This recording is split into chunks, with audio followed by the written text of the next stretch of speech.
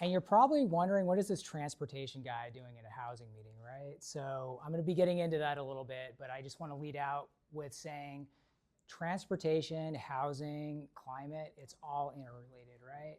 So I'm going to be talking a little bit about that in the context of, the Sonoma County Transportation Authority, what we're doing, kind of what our goals are, and a little bit of information on what we're seeing out in the community today and where we see things going in the future.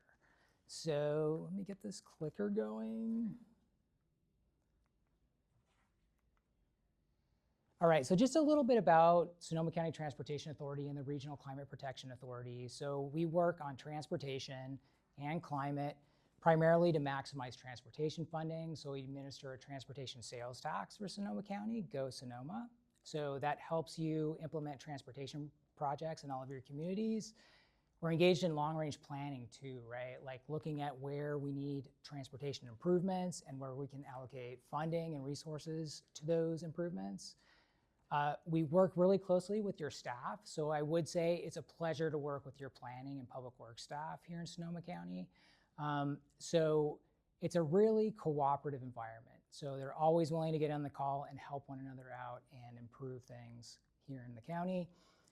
And then a lot of what we do on the planning side, we analyze how things are looking now and how we see things going in the future.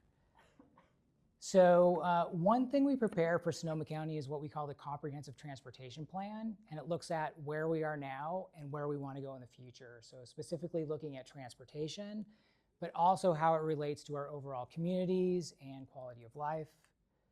So we've worked with our board of directors and also the public and staff to develop a vision for SCTA and our comprehensive transportation plan that's really focused on connections, right? Not moving cars, not moving buses or bikes. It's connecting people with where they live to where they want to go, right? That's the key to transportation. It's not moving a car from one place to another place faster. It's getting people to where they want to go. And I have 2 teenagers, and we're trying to get out into the community and talk with young people more. And we talk about transportation, and they're like, "Oh my gosh, so boring, right? Like, what are you doing here?" But I talk with them about, you want to go somewhere, right? You don't want to stay at home all day. You want to go see your friends. You want to go to the movies. You want to go like to a park somewhere. So transportation's in the background until it suddenly isn't, right? Your car breaks down. Your mom and dad's not home. You can't get a ride, right? You don't feel safe going somewhere. So then it's catapulted into the forefront, and it's a really big deal, right? So it's important, I love this stuff. I'm a transportation geek, but it touches all of our lives, so really important. Another thing we work to do is make sure our transportation system is zero emissions. So I'll get into this a little bit more, but 50 to 60% of our greenhouse gas emissions can be attributed to transportation in Sonoma County in California. So a pretty big impact there. And then we use 3 guiding principles to direct us when we're planning and also directing funding to different projects. One is safety. So huge issue that we hear about every time we're out in the community. Equity, we want to make sure everyone has access to transportation and good transportation. And quality of life, I touched on that with the teenagers, right? Everyone has to travel. If it's not working for you, it's a big deal and it really impacts people's lives. So we want to make sure that people have good resources to get around. So we have 4 goals. I'm not going to go into these in great detail. I know there's a lot of text on here. The slides will probably be sent out later, or you can go check out our plan at some point. But our first goal is creating those connections, right? And not only making sure people are connected with where they want to go, but that connection is reliable. Because if you can't get to where you want to go when you need to do it, the connection isn't really worth a lot. So there are a few things we work on there: bicycle, pedestrian connections, transit. One thing we're really trying to do is look at the specific transportation needs of our youth and older adults. So I have a little bit of data on this, but our community is aging in Sonoma County, and there's a particular requirements to getting around when you're an older person. So paying more attention to that. Also very important that our transportation system is safe and well maintained. We hear every time we're out in the community, people are concerned with safety, right? Like they have family, friends, and loved ones that have been hurt or worse in transportation crashes. And if our system isn't well maintained, if the roads are falling apart, right? I'm sure you hear about that. If the buses aren't running on time, if people are trying to ride their bike on a bike lane or path and there are huge, huge holes and gravel everywhere, that makes our transportation system less useful. So we're also really focused on making sure our transportation system is focused on community and people, right? Not on cars. In the past in transportation, there's been a real focus on congestion reduction. We're trying to really look at people and getting people around to where they want to go and looking at where people want to go, right? Places where they both live and where they want to go to work, recreate, and learn. And then finally, zero emissions. Like I said, our transportation system has a huge impact on our climate and our environment. So we're looking for ways to try and reduce our transportation-related emissions and impacts. So I've mentioned this before, climate, housing, and transportation, they're all connected and all very, very related. Sorry for the slide bunching up there. But one thing we did back in 2021 is we went out into the community and we conducted a survey. This was a statistically significant survey to try and find out what major transportation issues Sonoma County residents had. Number one, takes too much time, right, to get around. And I would say one solution to that is living close to where you want to go, right? And that's so connected with housing and our development patterns. Harming the environment, number two, back in 2021. Number one issue with our transportation system, needs to be better maintained. I'm sure you hear about that, probably monthly, if not at every meeting. Costs too much, and that keeps going up and up. I have a little data and information on that. Isn't safe enough. And people are unsure about how to get around if they don't have a car, right? We hear about that a lot. People don't have safe routes from home to school and other places if you're not in the vehicle. So we've tried to do a little bit of a refresh last year and this year on if those issues are still relevant. So we've been out in the community. We have a live survey, which isn't statistically significant right now. We're still collecting responses. But we reviewed local general plans, area-specific plans, and outreach materials to try and see what issues keep coming up over and over again in 2025 to kind of fact check that 2021 information we had. Number one, safety these days. So we really need to work hard on making sure people feel safe when they're traveling around. Maintenance, still a big issue. Transit and cost are coming up, biking and walking. Potholes, I'm sure you hear about that a lot. Youth, environment, all of these issues are coming up. So there's been a slight shift towards safety and maintenance, but we feel like what we saw back in 2021 was still pretty relevant. I think safety probably, from what I hear, probably means more than just getting around safely. I think there's a huge concern around evacuation ability, and maybe you can touch on that at some point. I don't know if you were going to in your talk, but I think that I hear that constantly. Yeah. And we do too. And we do work closely with the jurisdictions on that issue specifically. And you've probably seen as part of the environmental review process, that's included in that type of analysis. But again, I'm going to be really transparent. Yeah. I don't think people believe in the models. And I know you're a modeler. Yeah. And so I think when there's a lot of pushback about the reality of what gets spit out of those models, especially when you have limited arteries. Yeah. And so again, garbage in equals garbage out. For sure. How do you, again, maybe you'll talk about it, but how do we have better confidence and transparency into really understanding what those data are? I think one key thing with models and data in any of these tools is to recognize it's a tool. And like you said, if you're putting bad information in, you're going to get bad information out. And one quote that I heard someone wiser than me say about models is they're always wrong, but are they useful, right? Yeah.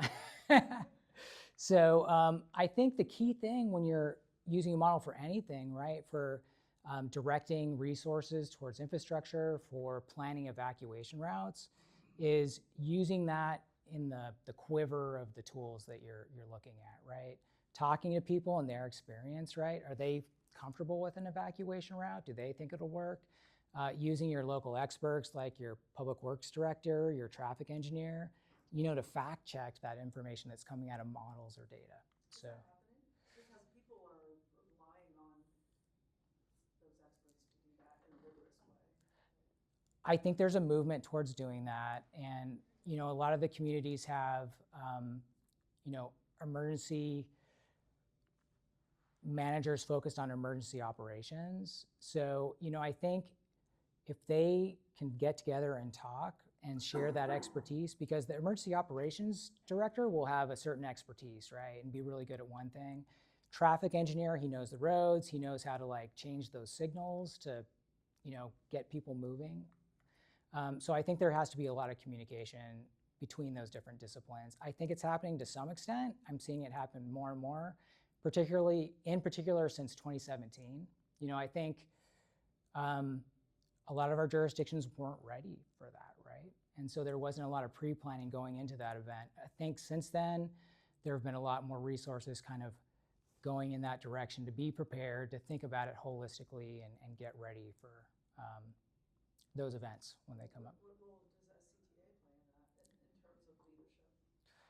We do a lot of coordination. So we provide our modeling tools and data. So we'd like to get more involved in it in the future, but we're a small staff of 14 people.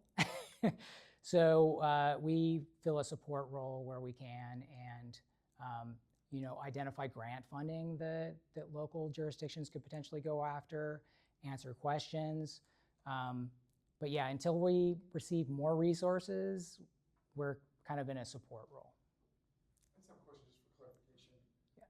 You're saying that a lot of folks are concerned about safety with regard to evacuation, which is one aspect of transportation. Mm-hmm. So their concerns of safety overall of transportation is narrowed because of evacuation worries? Yeah, it really bubbles up all the time. Mm-hmm. What really bubbles up, I don't want to derail you, Yeah. but what really bubbles up is if we're having all this development and we don't have the appropriate infrastructure, Mm-hmm. that I mean, congestion becomes part of it, but Mm-hmm. it's like if we're limited by our infrastructure, are we really being accurate in terms of what's coming out of the model so that we can properly really address it? Okay. One of the things we heard a lot of, it was water. You can't build because we don't have enough water. Then you do the water security, and then it becomes, well, it's safety, because how do we evacuate all these more people? And I think it's a moving target. Yeah. That no matter what we do to expand our population, there's always going to be some problem. Because ultimately, we just don't want that thing built by me. Yeah. And I guess where I'm going with my question is that there are always trade-offs. Yeah. But how do we make the great work you guys do so solid that people can say, yeah, there's evacuation problem. You can say, here's the reality. Yeah. This is why you can trust it. Yeah. Or this is the reality. You're not going to build more roads, and it's going to take you 15 minutes to, or maybe we're realistic about how we do our evacuation strategies, like all lanes go south. I don't know. But I think that there's always going to be some kind of issue. But how do we just make sure that we have all the cards on the table? We'll never get it all. Yeah. Well, 80/20 is fine too, but yeah. Yeah.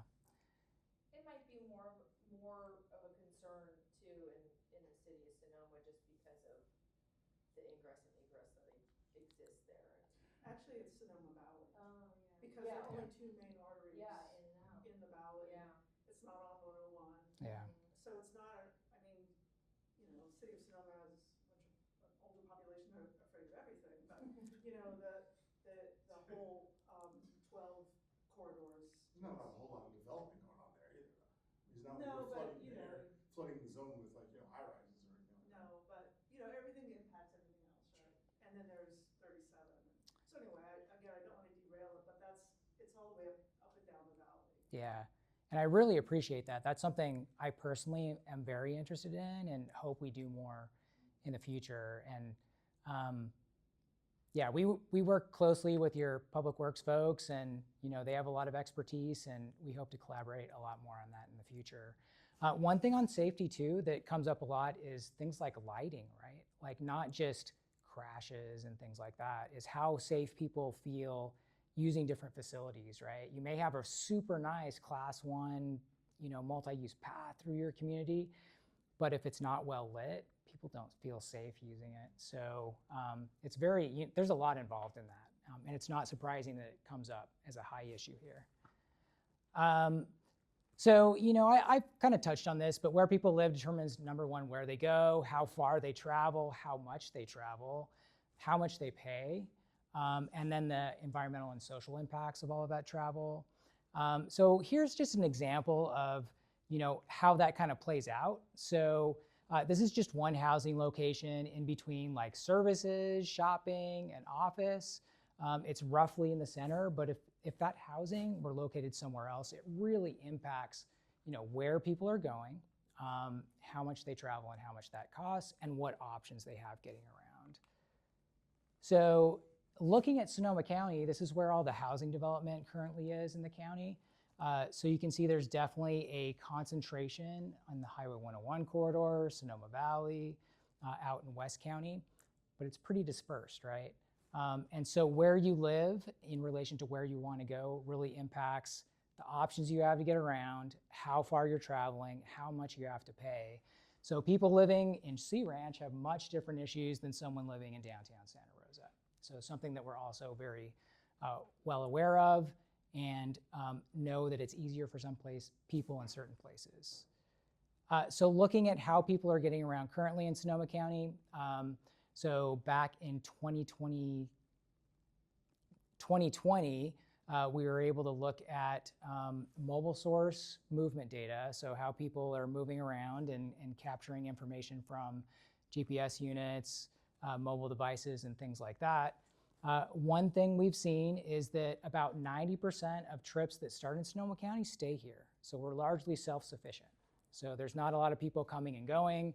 About 9% of total travel in the county comes in or goes out, and about 1.5% is going all the way through, and that's mostly through Highway 37, just down in the corner of Sonoma County.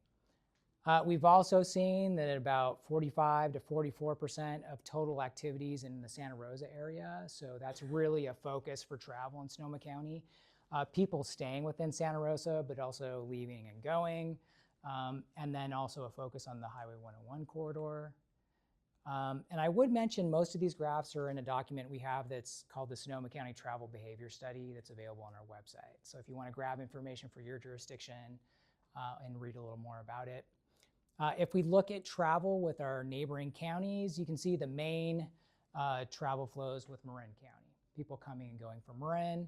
Number 2, Napa County, which makes sense. They're one of our neighbors. Then Solano, and 8% to San Francisco. So when I first moved here back in 2005, I heard all the time, people are driving to San Francisco to work all the time, right? Some are, but it's not a huge proportion of total travel here in Sonoma County. And one interesting thing we're seeing is that even with the pretty small populations in Mendocino and Lake County, there's a pretty decent interplay with those two counties, especially if you're up in Cloverdale, Healdsburg, or the unincorporated areas. Yeah. Quick question, is this map strictly with Sonoma County, or like, say, if I wanted to see relative to travel between other counties, I could look at Marin, I could look at Contra Costa, or is it strictly a Sonoma County TA tool? I think we might have the data for other counties. But yeah, all of the graphics that we've summarized in our document are focused on Sonoma County. But if you're interested, let me know, and I can pull some of that information out. One thing that I could comment on is that really high internal trip rate that we've seen in Sonoma County is pretty unique in the Bay Area. So if you look at Marin County, Contra Costa, some of these other counties, there's a pretty strong flow to the East Bay, San Francisco, or if you're in Solano County, down to Contra Costa or up to Sacramento area. So that's pretty unique for the Bay Area. Do you have this like further broken out by who lives in Sonoma versus who works in Sonoma? Like, are you importing your workforce and exporting your residents? We have a section on that specifically in the document. So, and we have a section for each community or jurisdiction as well. So if you're interested in your in your community, like where people are coming and going and where they're working, there's like a 2-page section in the document, and we can drill down into that information more as well. Yeah. So this is looking at work specifically, just at the county level. So 84% of people that live in Sonoma County work here. So that's a pretty big number. The next largest flow of workers is down to Marin County, about 3% to San Francisco. So again, that's pretty unique in the Bay Area. Most other counties, there's a pretty big interplay with different counties when you're looking at workers. We also looked at average trip lengths. So 60% of trips in Sonoma County are under 5 miles. So that's another kind of big number, right? In particularly when you look at trips between, under a mile or under 2 miles, that's almost 30% of total travel. So from a transportation perspective, when we look at those shorter trips, there are a lot of opportunities to shift people onto non-motorized travel modes or, car sharing, things like that. Here's average trip length by community. So lowest trip lengths are in Santa Rosa, Sebastopol, and Sonoma City. So we were really interested in Sonoma. We didn't recognize that it was so self-sufficient and not a lot of people were traveling further away. But you can kind of see a breakdown there, more information in the document. Getting to cost of transportation and housing. So this is updated information that we've pulled for Sonoma County and the Bay Area. Almost 50% of the average household budget in Sonoma County goes towards housing and transportation. So that's a pretty big chunk, right? You can see 18% transportation in Sonoma County, almost 20%. This is the Bay Area. So much less disposable income in Sonoma County when you're compared to the rest of the Bay Area, and we're double the transportation costs on average. Can I ask, I'm shocked by those percentages that only 31% of folks' income. We know that's more like 70% in Napa. Yeah. I don't know of anybody in the Bay Area who's only paying 25% unless you live in subsidized affordable I don't housing. even think the Gen Housing agrees with that. Well, I'm not gonna get into it. Well, you're among friends, but. Yeah. Yeah, that does seem slightly different. Yeah. Okay. This is Speaking, of course. yeah, and sometimes these numbers and data it's a good starting point to start the discussion, right? And think about, is this really true? What are the methods associated with that? So this information is from the Center for Neighborhood Technology. So they look at census data, a lot of other data sources to get at that. So,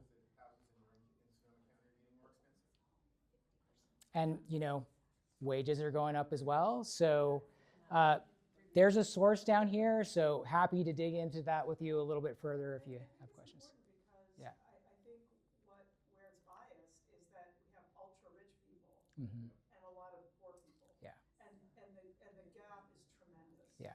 And so it dilutes the data. Yeah. So I really think it is an important, again, we talk about data in, what you go, it comes out, but it's not realistic. Yeah. Yeah, I don't know why, because ours is different. It's from ACES, but you could see because of what you said, because wealth disparity and income inequality, that like a median in some ways might be a better measure than like An average. And this is an average, like on average people spend, well, I mean, if you were talking about above moderate income people, so above 120% AMI, almost none of them are cosplay, right? Like Yeah. a tiny fraction. Yeah. So those people are going to have a very small percentage of their income that they're spending on housing, and they make up 40% of the population, 40% of the households, so that can really skew the average. Yeah. Yeah, I love tearing apart the data and starting discussions like that, right? Yeah, so take it with a grain of salt. But the decisions are going to be made on this. Yeah. And Yeah. I think that there may be some people who are making those decisions might not be scrutinizing the data as much. Yeah. But just taking it at face value that it was scrutinized at some point. Mm-hmm. So I think we really do need to be mindful about the feedback that you're getting Yeah. and maybe how to use the data. Yeah. And I think that this can impact that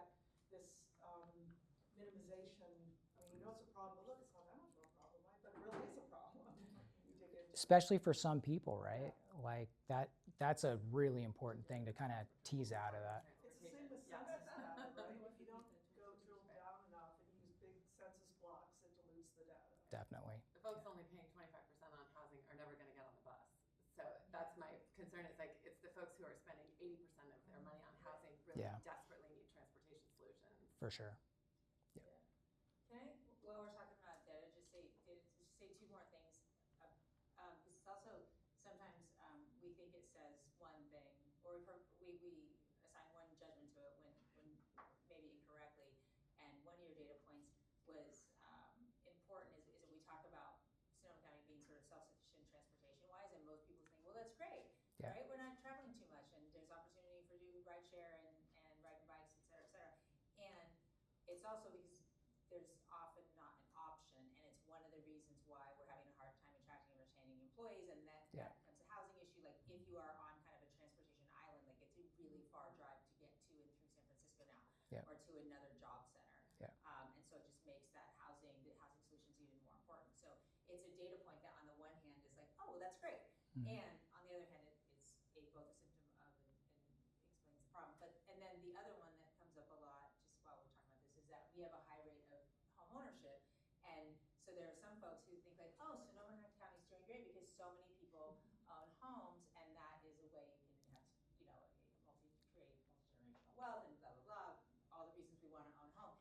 And it's a lot, though, because we don't have other options. And so we have lots of homeowners who are cost burdened because like that's the option. And so it's one of those sort of a deceptive data point. Yeah. And an older population, people who are generally homeowners. That's right. All those, And their mortgages and their taxes are very low. And,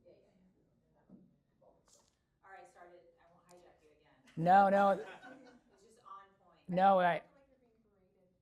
No, I love it. Like, No, I feel like yeah. there's a moment where we should say I called Chris yesterday afternoon and said, can you come present?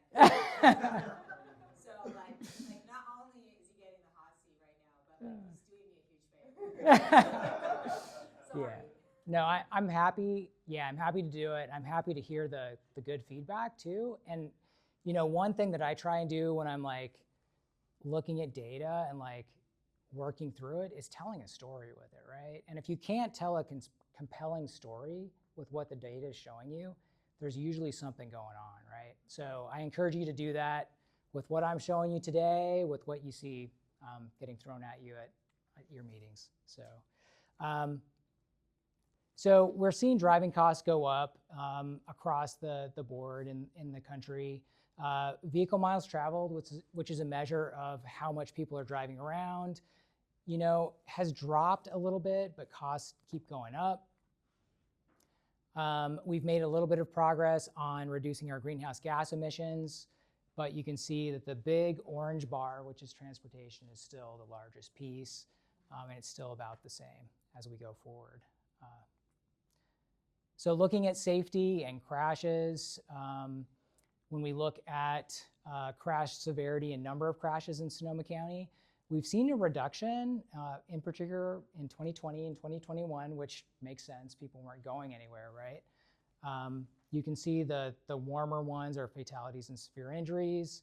If we look out past the pandemic, we see we're still making some progress on making things safer out here. And this is looking at, in particular, at bicyclists and pedestrians, so our most vulnerable travelers.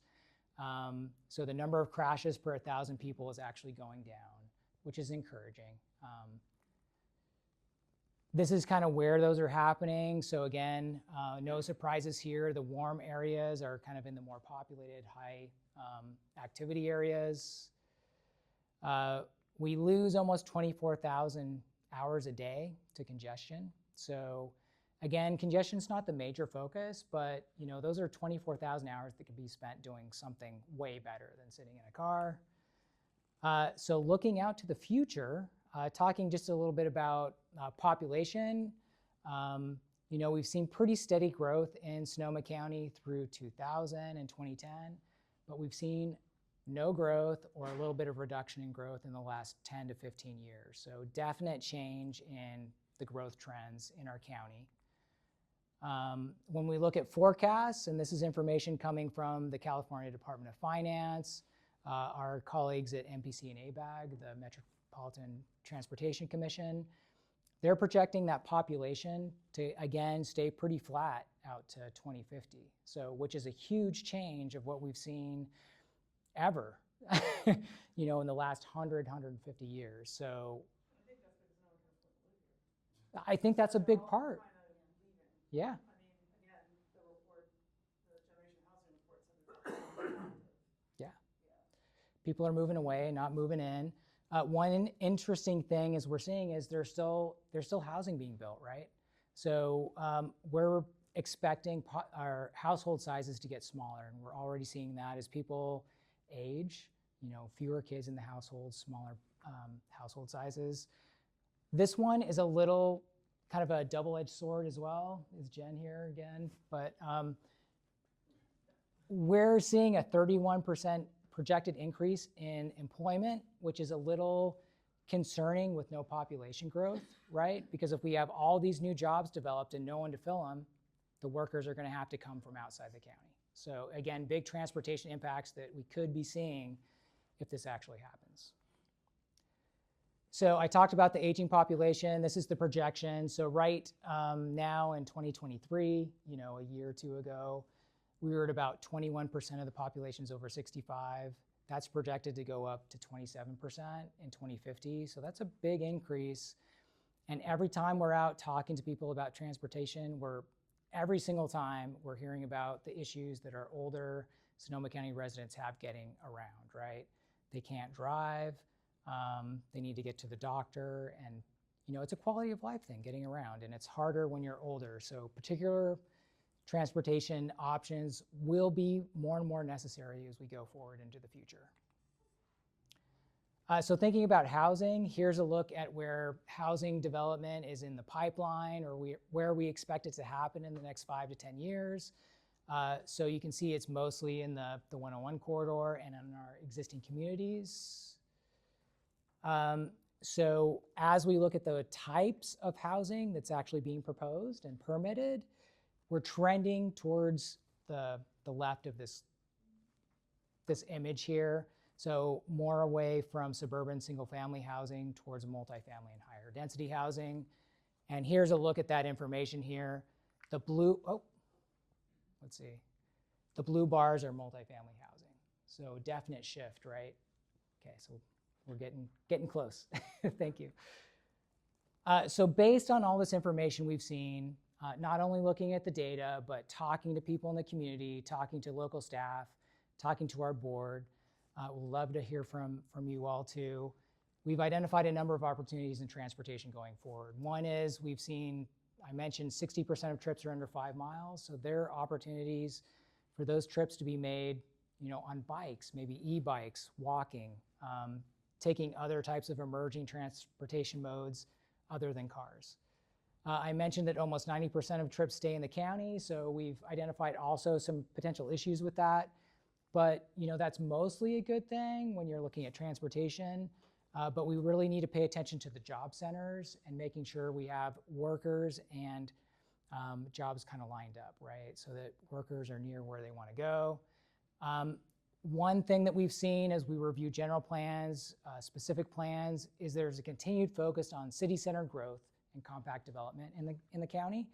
And for transportation, that's an amazing thing, right? Because when people are close to where they want to go, you know, there's more accessibility, there are fewer impacts on transportation, and people can get to where they go.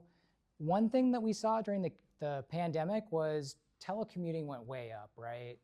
Before the pandemic, I think the rate for telecommuting in Sonoma County was about 4 or 5%. Right now, it's about 14 to 15%. During the height of the pandemic, it was probably around 50 or 60%. So at that time, you know, a lot of people were thinking that telecommuting is going to save us, right? It's going to help us reduce our greenhouse gas emissions, address congestion issues, safety, all these other things. But recent research has shown that people telecommuting, they'll drive at different times of the day, but are driving about the same as people commuting. So that can help us reduce congestion or shift it around, but it's not helping us with emissions, with safety, with all these other things. So kind of a mixed thing there. So we still have a lot of challenges. Our land use patterns still make traveling by transit, bike, and foot less convenient than driving. Travel in the county is still very focused on single occupant vehicles, so keep working on that. Even though most travel stays in the county, those trips that do come and go are very long and have pretty big impacts.